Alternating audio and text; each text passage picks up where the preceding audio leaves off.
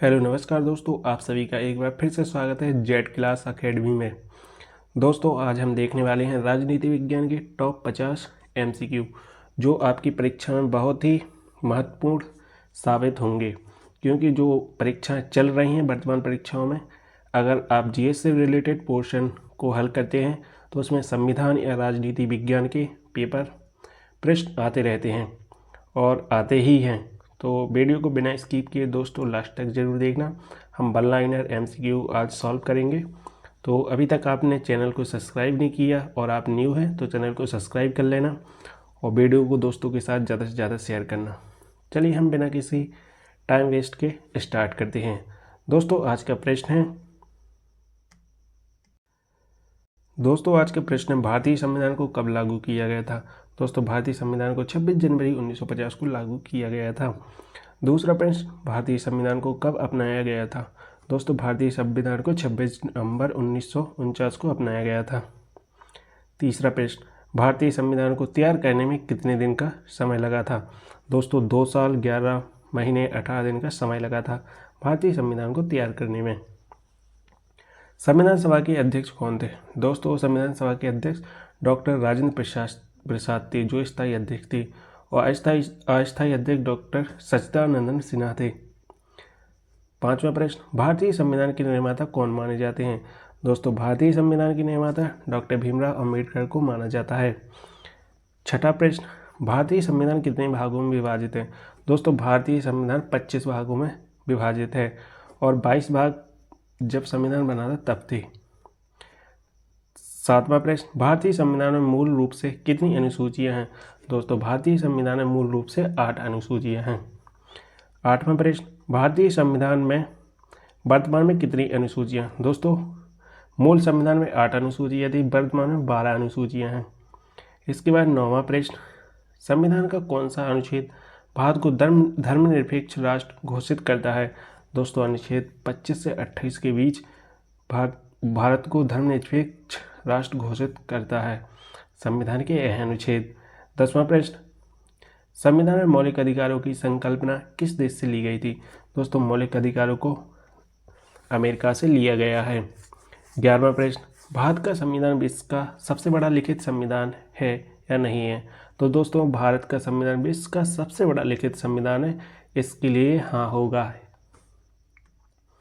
12वां प्रश्न, संविधान की प्रस्तावना में किन 5 मूल्यों का उल्लेख किया गया है। तो दोस्तों भारतीय संविधान में 5 मूल्यों का उल्लेख किया गया है। वह हैं संप्रभुता, समाजवाद, धर्मनिरपेक्षता, लोकतंत्र और गणराज्य।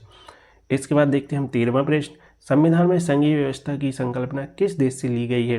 दोस्तों संघीय व्यवस्था की संकल्पना कनाडा के संविधान से ली गई है। 14वां प्रश्न, संविधान में संसदीय प्रणाली की संकल्पना किस देश से ली गई है। तो संसदीय प्रणाली दोस्तों ब्रिटेन से अपनाया गया है भारतीय संविधान में। प्रश्न 15वां, भारत में नागरिकता संबंधी प्रावधान किस भाग में आते हैं। दोस्तों नागरिकता संबंधी प्रावधान भाग 2 में अनुच्छेद 5 से 11 के बीच आते हैं। 16वां प्रश्न, भारत के राष्ट्रपति का कार्यकाल कितने वर्षों का होता है। दोस्तों भारत के राष्ट्रपति का कार्यकाल 5 वर्ष का होता है। भारत के प्रधानमंत्री को कौन नियुक्त करता है। दोस्तों भारत के प्रधानमंत्री को राष्ट्रपति नियुक्त करता है। 18वां प्रश्न, राज्यपाल की नियुक्ति कौन करता है।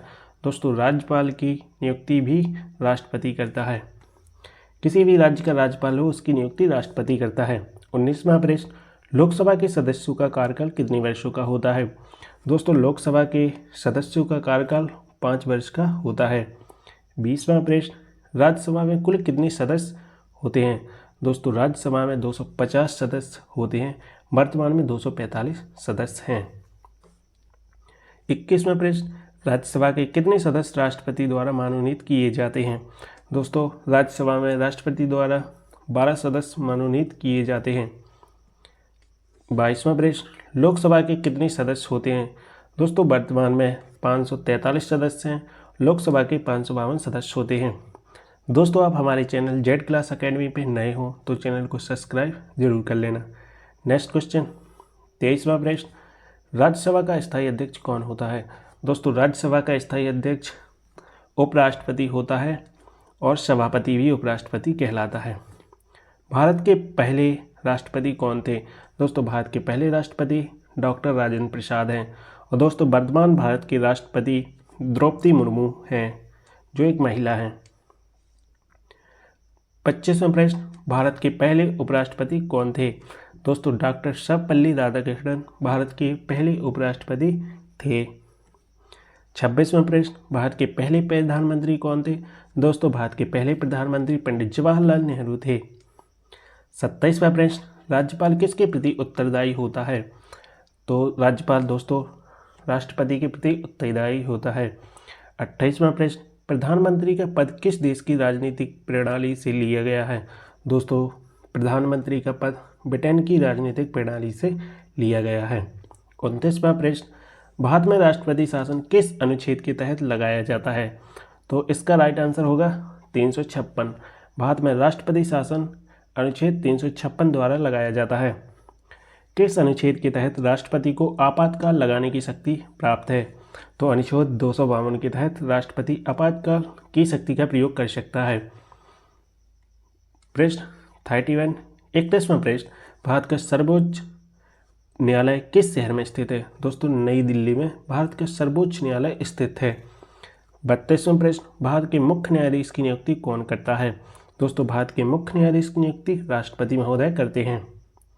33वां प्रश्न, सर्वोच्च न्यायालय के न्यायाधीशों की सेवानिवृत्ति की उम्र कितनी होती है?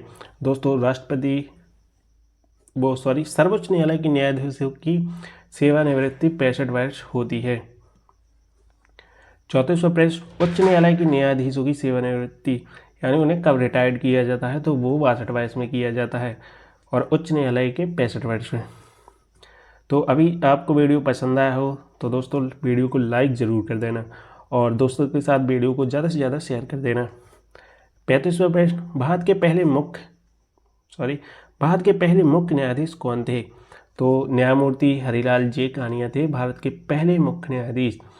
36वां प्रश्न, भारतीय संविधान संशोधन की प्रक्रिया किस देश से ली गई है? यानी संशोधन प्रणाली कहाँ से अपनाई गई है? तो दोस्तों दक्षिण अफ्रीका से अपनाई गई है। और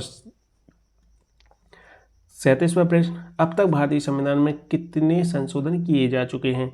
तो अब तक 105 संशोधन किए जा चुके हैं 2021 तक।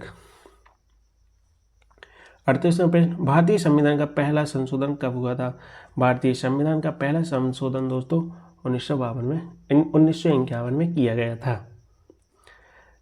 39वां प्रश्न, संविधान के किस अनुच्छेद के तहत उच्चतम न्यायालय में विशेष अधिकार दिए गए हैं?